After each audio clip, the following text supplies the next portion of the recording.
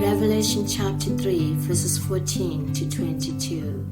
To the angel of the church in Laodicea write, These are the words of the Amen, the faithful and true witness, the ruler of God's creation. I know your deeds, that you are neither cold nor hot.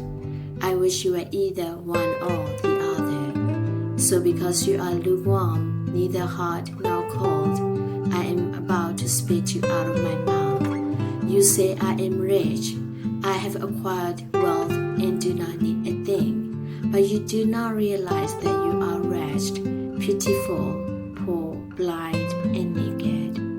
I counsel you to buy from me gold refined in the fire, so you can become rich, and white clothes to wear, so you can cover your shameful nakedness, and salve to put on your eyes, so you can see. Those whom I love I rebuke and discipline, so be earnest and repent. Here I am, I stand at the door and knock.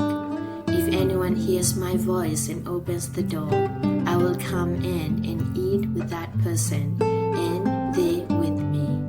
To the one who is victorious, I will give the right to sit with me on my throne, just as I was victorious and sat down with my Father on his throne. Whoever has ears, let them hear what the Spirit says to the churches.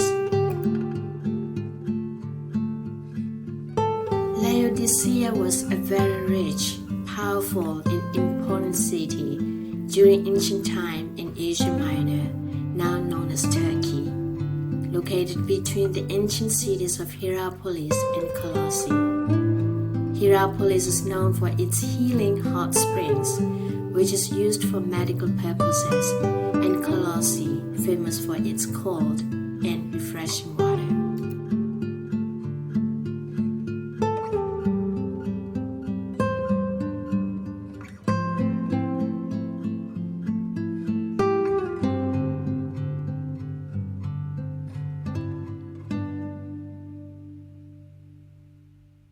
The Bible didn't indicate if Paul lived or visited Laodicea, but in the book of Colossians that he wrote, he mentioned Laodicea and also Hierapolis.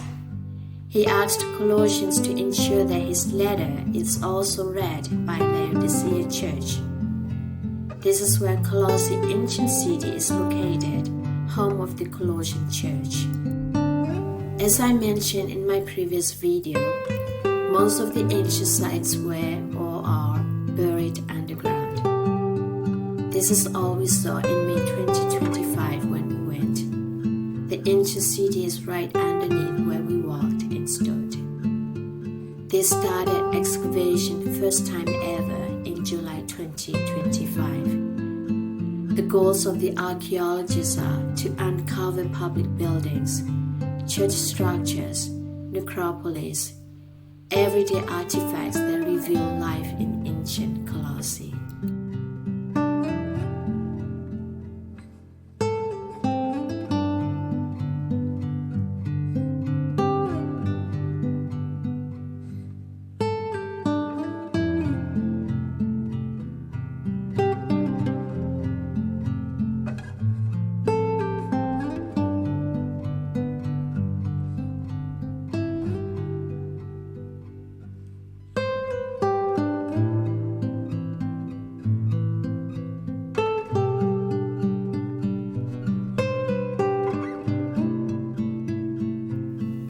This is Pamukkale, which means Cotton Castle, located next to Hierapolis.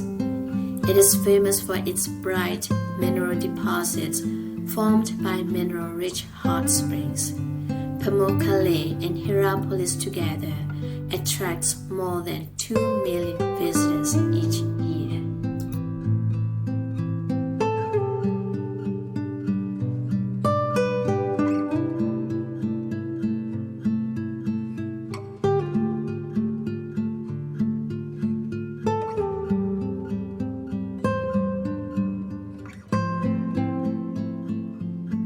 Laodicea was a vital hub on major Roman trade routes located at the crossroads of important trade routes, and goods came from all over the world.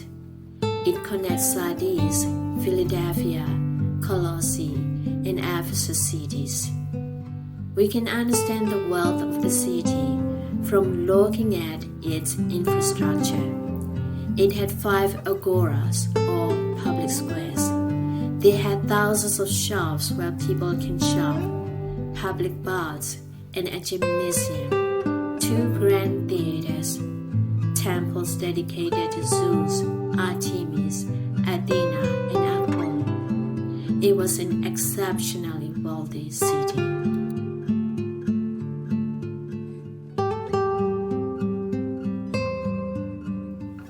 It was a banking center of the region where a large quantity of gold was stored.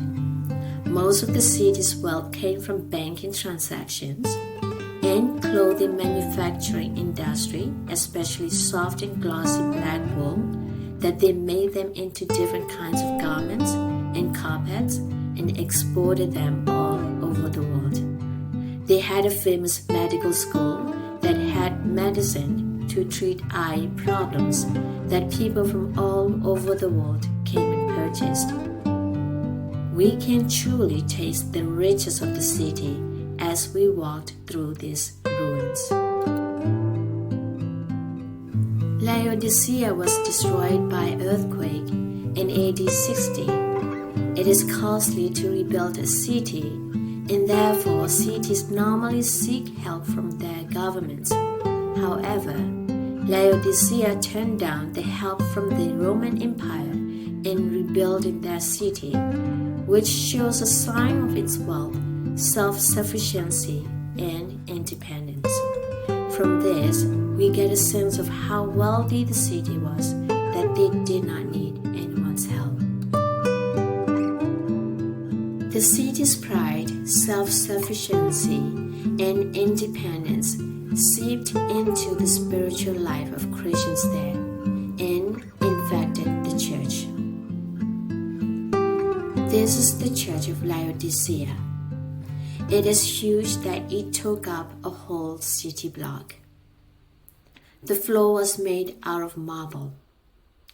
They had a speaker's podium at the front of the church, an altar, and a baptistry shaped like a cross. Archaeologists found a water basin and small bottles below the altar. They believed that holy water was put into these bottles and were given to visitors. The church probably started when Paul was ministering in nearby Ephesus. Despite its beauty and size, the church had a serious problem.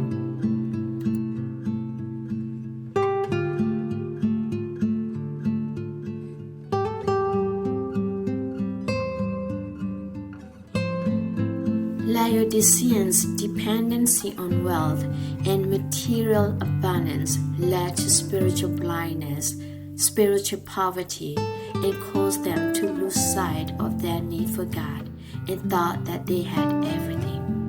They said, "I am rich, I have everything I need." But Jesus said, "You are poor, blind, and naked, you have nothing."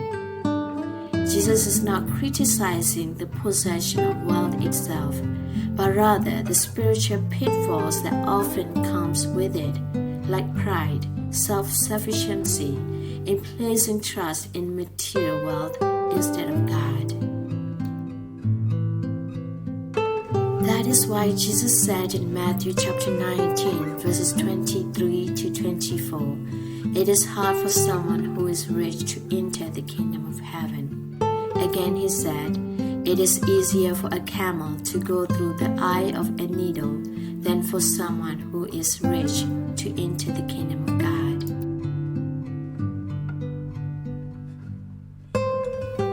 Laodicea city was a wealthy place, a good place to live, except they had one major problem.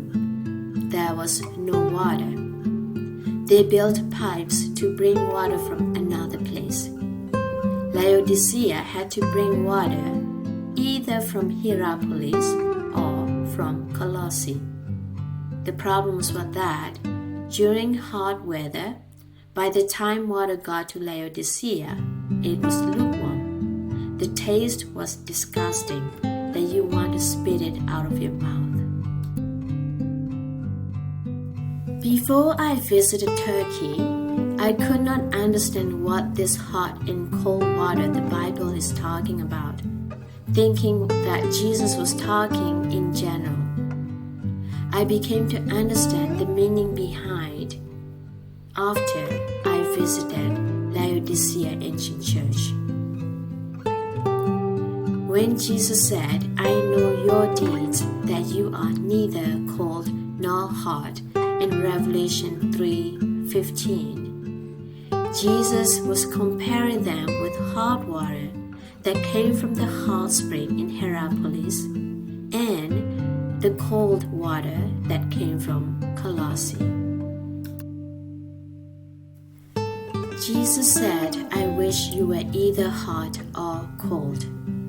Cold water brings refreshment to those who that are weary and tired, and hot springs has healing properties that are good for health. Believers at Laodicea were neither of that. That Jesus said, "You are lukewarm," meaning their faith was weak and that they were not passionate about God, but they were not completely against Him either. During this time, Christians were facing persecutions under the Roman Empire. Many Christians, including Saint Lucius, faced constant threat for their belief. They believed that Saint Lucius was one of the 72 disciples that Jesus chose and sent out to spread the gospel.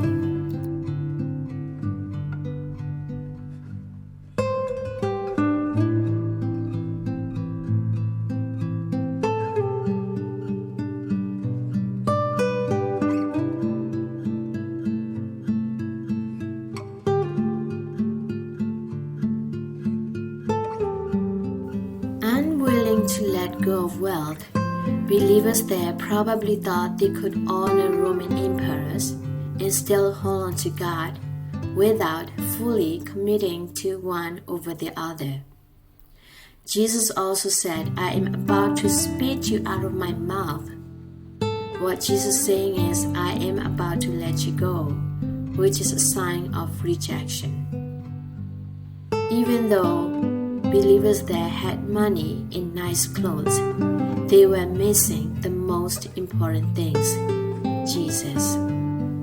They were blind to their own problems and didn't realize how far they had drifted from God.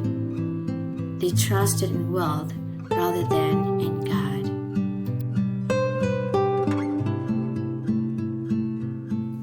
Although Jesus rebuked them, His message was rooted in love.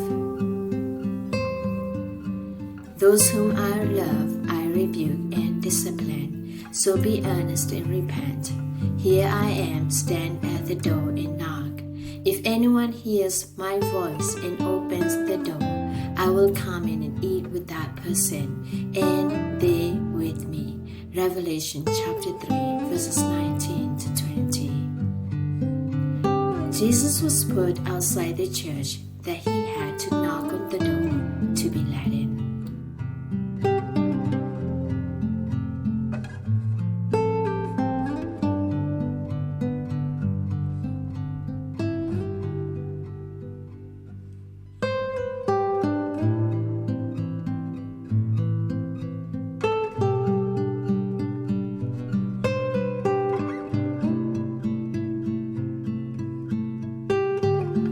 Jesus' message also not without hope.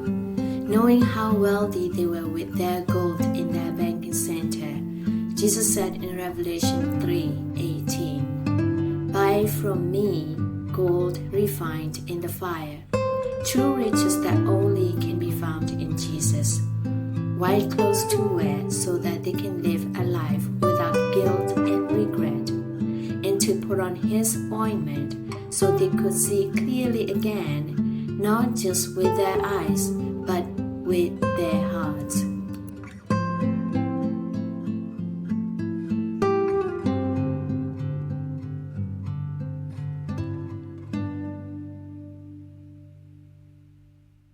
Blinded by wealth, God wanted to open their lives to the eternal treasures that only He can offer.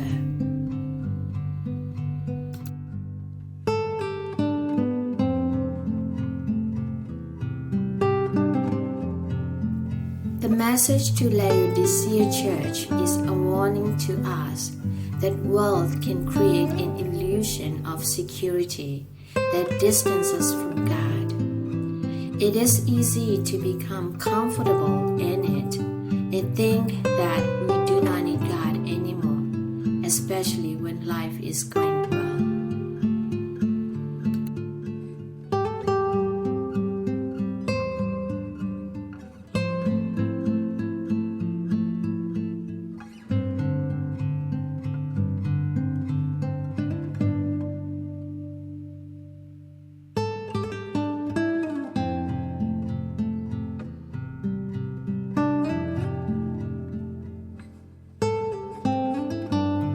Second Corinthians chapter 4 verse 18 said, "For what is seen is temporary, but what is unseen is eternal.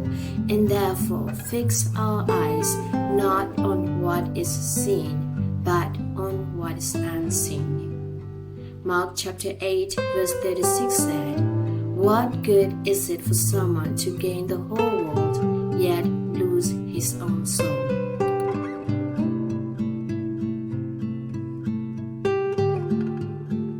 True riches is found not in gold or garments, but in a life rooted in Jesus.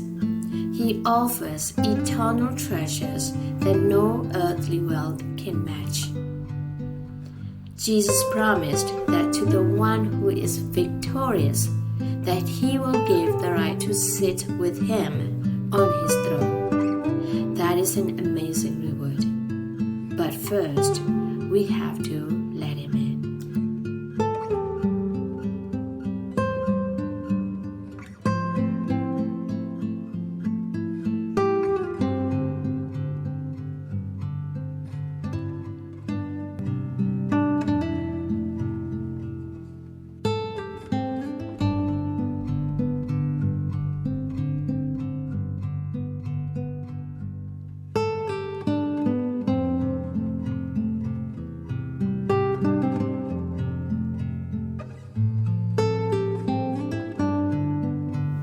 Thank you for watching.